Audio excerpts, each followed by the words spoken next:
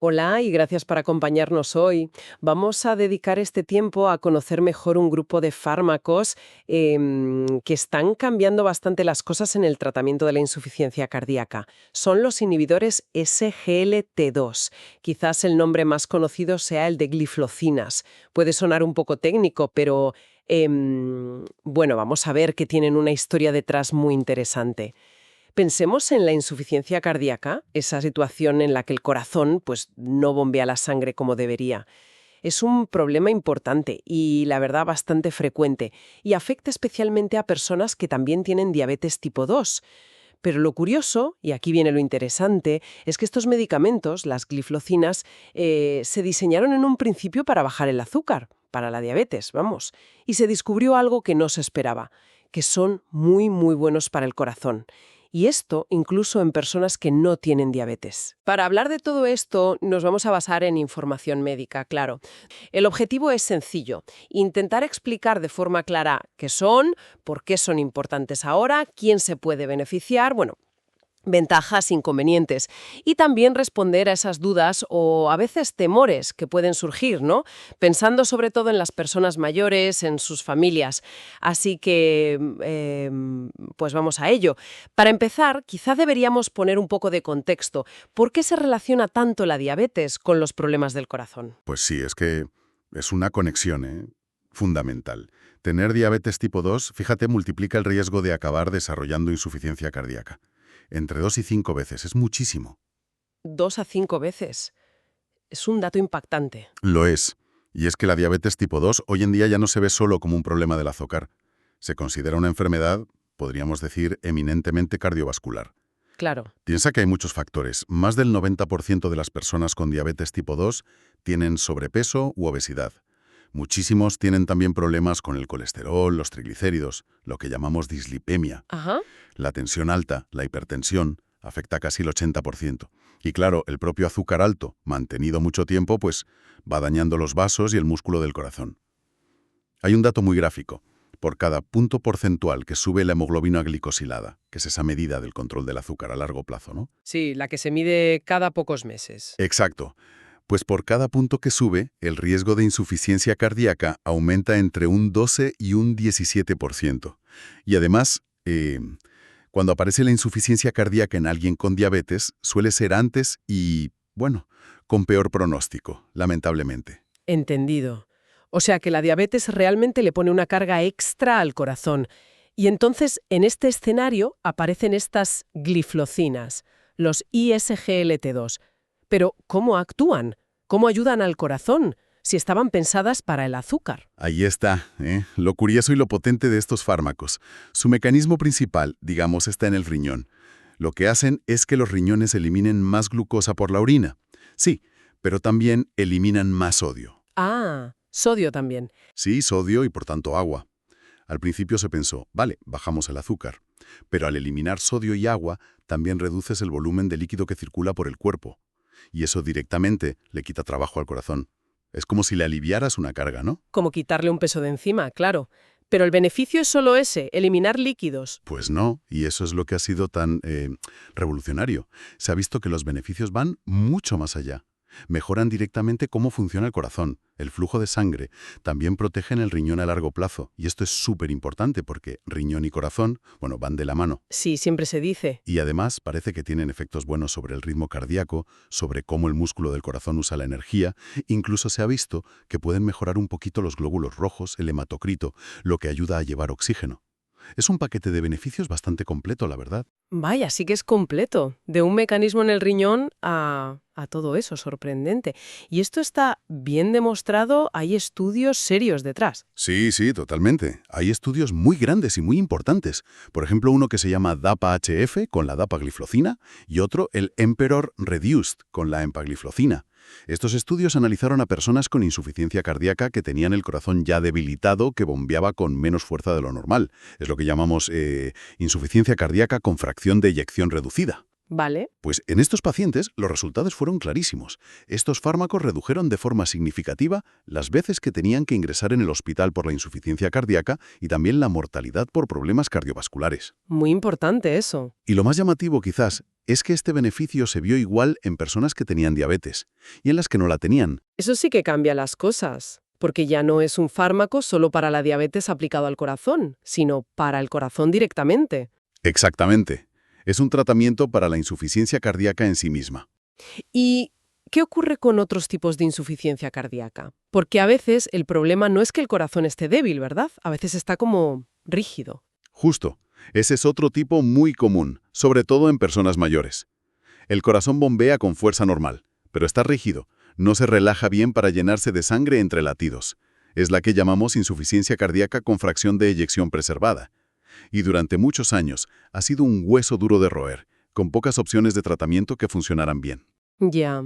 Pues bien, otro estudio clave, el Emperor Preserved, demostró que la empagliflozina, una de estas gliflocinas, también reduce las hospitalizaciones en este grupo de pacientes.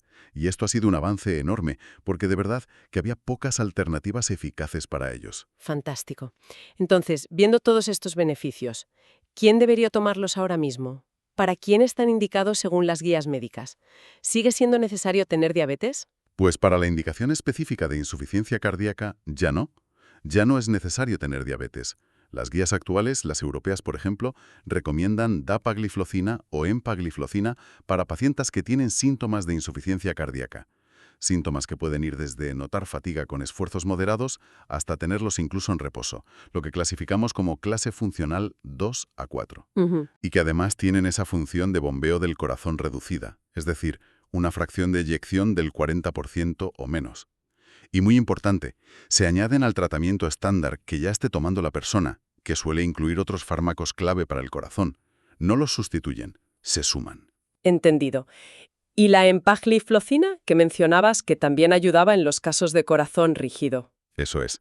La empagliflozina ha demostrado ser útil, de hecho, en casi todo el espectro de la insuficiencia cardíaca, tanto en la de fracción de eyección reducida como en la preservada, la que tiene la fracción de eyección por encima del 40%. Así que cubre un abanico muy amplio de pacientes con insuficiencia cardíaca. Vale, queda claro. Pero la indicación es para gente con síntomas, has dicho. ¿Y si alguien tiene el corazón un poco tocado, pero, bueno, no nota nada especial en su día a día? La recomendación principal es para personas que sí tienen síntomas.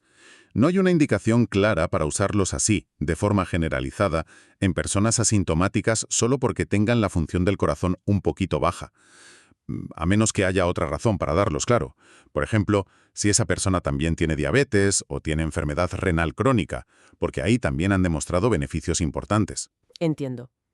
Hay algunos estudios más pequeños que sugieren que podrían a lo mejor mejorar la estructura del corazón a largo plazo, pero todavía no es una indicación establecida para pacientes sin síntomas y sin otros problemas asociados. ¿Y en el otro extremo? Los casos más graves, gente con muchos síntomas, lo que se llama clase 4, ¿ahí también se usan? A ver, la evidencia científica directa de los grandes estudios en pacientes que están muy malitos en clase 4 es más limitada. No se incluyeron tantos en esos estudios. Claro. Sin embargo, sí que hay datos, por ejemplo, de cuestionarios de calidad de vida, hay uno muy usado, el KCQ, que sugieren que sí pueden mejorar los síntomas y cómo se sienten los pacientes, incluso en esas fases tan avanzadas. Y como suelen ser fármacos que se toleran bien, que no suelen bajar mucho la tensión ni las pulsaciones, pues si el paciente está estable, el médico podría valorar iniciarlos, pero con más precaución, claro. Hablemos un poco de la parte práctica. Si el médico lo ve adecuado y lo recomienda, ¿cómo se empieza? ¿Es complicado de tomar, de ajustar? Pues mira, esa es una de sus grandes ventajas, la simplicidad. Normalmente es una dosis fija, una pastilla al día. ¿Una al día? Sí, siempre la misma dosis para la indicación de insuficiencia cardíaca. Por ejemplo, tanto para dapagliflozina como para empagliflozina suelen ser 10 miligramos al día. No es como otros fármacos del corazón, que a veces hay que empezar poquito a poco e ir subiendo. Con estos es más directo. Eso facilita mucho las cosas, la verdad. Pero una preocupación que siempre sale, y más en personas mayores o con problemas de corazón, es el riñón. ¿Qué pasa con los riñones al tomar estos fármacos? Es una pregunta clave, sí. Y aquí, de nuevo, las noticias son mayormente buenas. Estos fármacos se pueden empezar a tomar incluso si la función del riñón ya está algo tocada. Los médicos medimos la función renal con un parámetro llamado filtrado glomerular estimado, el FGE. Pues bien, Se pueden iniciar si este valor está por encima de un cierto límite, que suele rondar los 20 o 25 mililitros minuto, depende un poco del fármaco exacto. Incluso si está algo bajo. Sí. Y lo más interesante es que, a la larga, protegen el riñón, ayudan a que la función renal no se deteriore tan rápido con el tiempo. Eso es muy bueno. Pero, ¿no se oye a veces que al principio pueden bajar un poco la función renal? Es cierto, sí. Justo al empezar el tratamiento, es bastante común que haya una pequeña bajada inicial del filtrado glomerular. Hablamos de unos 3 o 4 puntos, más o menos. Esto es algo esperado, forma parte del mecanismo de acción y normalmente no es perjudicial. Es importante saberlo para no asustarse si ocurre y no suspender el fármaco sin motivo. Vale. Solo habría que replantearse o suspender el tratamiento si la función renal baja mucho y se mantiene por debajo de unos límites ya establecidos. Por ejemplo, por debajo de 20 mililitros minuto para la empagliflozina. Bien, eso tranquiliza. ¿Y qué tipo de controles son necesarios después de empezar? ¿Hay que hacerse análisis cada 2 por 3? Pues no siempre hacen falta análisis específicos solo por tomar este fármaco. El médico valorará en cada caso. Quizás sea prudente hacer algún control al principio si la persona toma muchos diuréticos, ¿sabes? Pastillas para eliminar líquidos. Sí. O si su función renal estaba ya muy justita, cerca del límite para empezar. También hay que vigilar un poco la tensión arterial, aunque lo normal es que no la bajen mucho. De hecho, se pueden usar si la tensión sistólica, la alta, está por encima de 95 milímetros de mercurio. Y algo que sí es fundamental es recordar la importancia de beber suficientes líquidos, de mantenerse bien hidratado. ¿Y si la persona tiene diabetes, algo más a tener en cuenta? Sí, en personas con diabetes, además de todo esto, hay que estar atentos a los niveles de azúcar, sobre todo si están usando insulina o unas pastillas que se llaman sulfonilureas. Como la gliflosina también baja el azúcar, al añadirla puede que sea necesario ajustar, bajar un poquito la dosis de la insulina o de la sulfonilurea para evitar posibles bajadas de azúcar, lo que llamamos hipoglucemias. Vale, perfecto. Pasemos ahora a un tema que suele generar inquietud: los efectos secundarios o los posibles temores. ¿Qué es lo más habitual o lo que más preocupa? Bueno, en general, como decíamos, la tolerancia suele ser buena. El efecto secundario que sí se ve con más frecuencia son las infecciones genitales por hongos. Micosis se llaman. Ah, sí, he oído hablar de eso. Son más comunes en mujeres que en hombres. Normalmente son leves o moderadas y se tratan de forma sencilla, con cremas o a veces alguna pastilla antifúngica, y no suele hacer falta dejar el tratamiento. Una buena higiene en la zona ayuda mucho a prevenirlas. ¿Y las infecciones de orina? ¿También aumentan? Ahí la cosa es más controvertida. Algunos estudios vieron un ligero aumento del riesgo, otros no encontraron diferencias claras. Lo que sí se sabe es que, aunque es muy raro, pueden ocurrir infecciones de orina graves. Por eso, siempre hay que estar atentos a síntomas como escozor al orinar, fiebre, y consultar si aparecen. Mencionaste antes las hipoglucemias, las bajadas de azúcar. ¿Es un riesgo alto? A ver, en personas que no tienen diabetes el riesgo es prácticamente cero, bajísimo. Vale. En personas que sí tienen diabetes, el riesgo solo aumenta de forma significativa si toman también insulina o sulfonilureas. Si solo toman la gliflosina o la combinan con otros fármacos como la metformina, el riesgo de hipoglucemia sigue siendo muy bajo. Hay otro efecto adverso que, aunque sea raro, suena más serio: la cetoacidosis diabética. ¿Nos puedes explicar qué es y si el riesgo es real? Sí, la cetoacidosis diabética, o CAD, es una complicación grave. Ocurre cuando el cuerpo, por falta de insulina efectiva, empieza a producir en exceso unas sustancias ácidas que se llaman cuerpos cetónicos.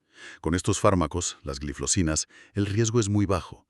Se estima en menos de un caso por cada 500 pacientes tratados durante un año, o sea, menos del 0,2%. ¿Es bajo entonces? Es bajo, pero como es grave, hay que conocerlo.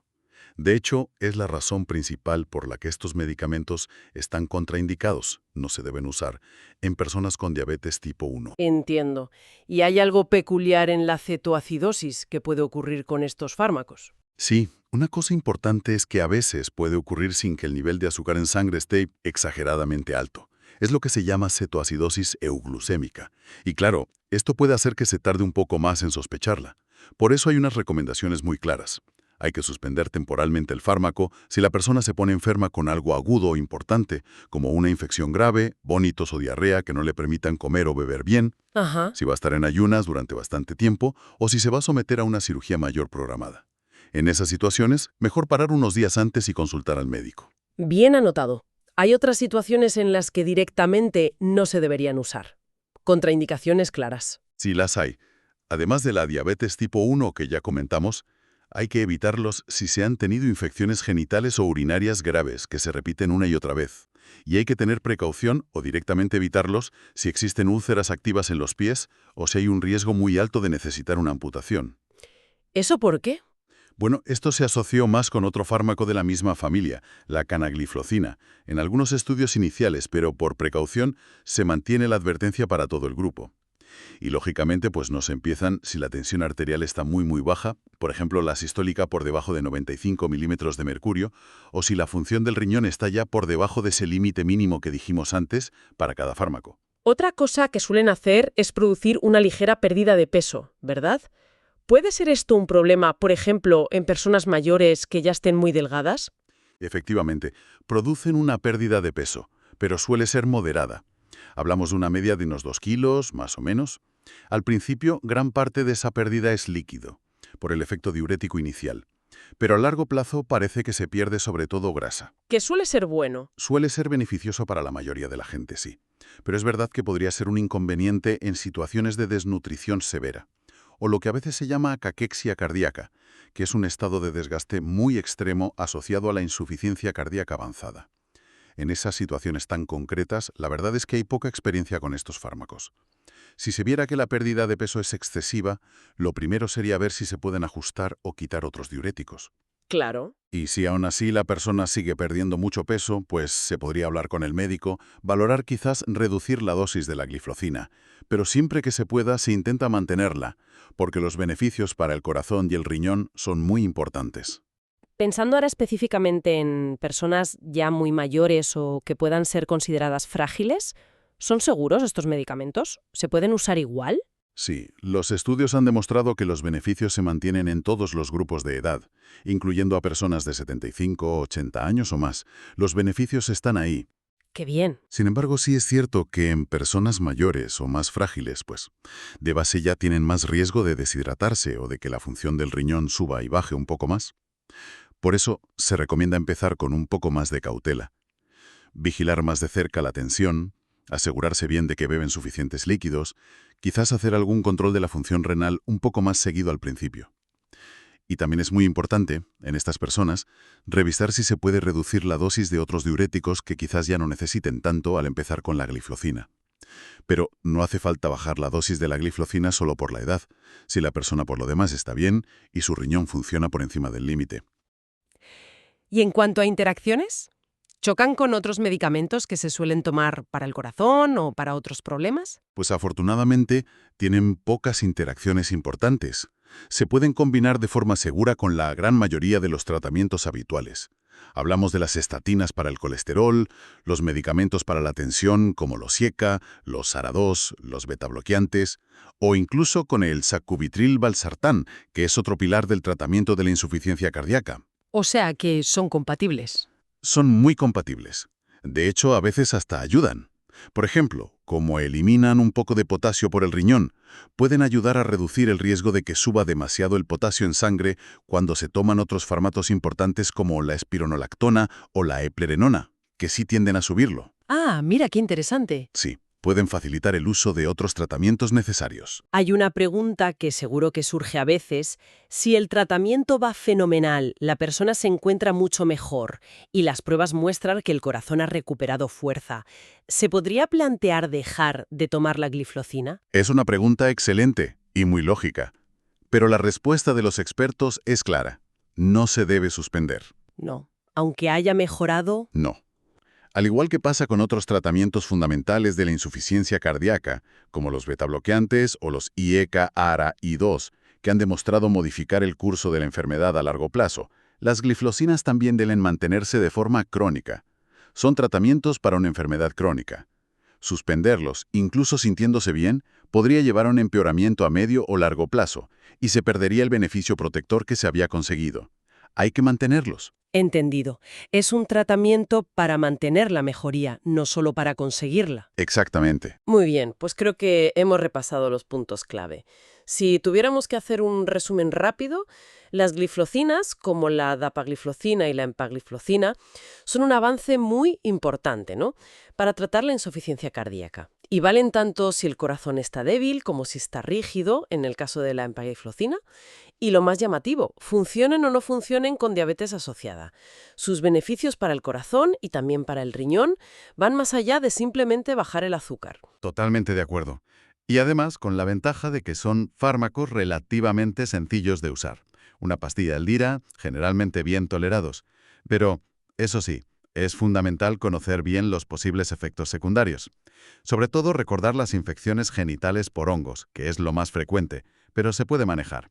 Y también tener muy claro en qué situaciones hay que tener más cuidado o directamente no usarlos. Diabetes tipo 1, función renal muy deteriorada o durante una enfermedad aguda importante. Por supuesto, y esto siempre hay que recalcarlo, cada persona es un mundo.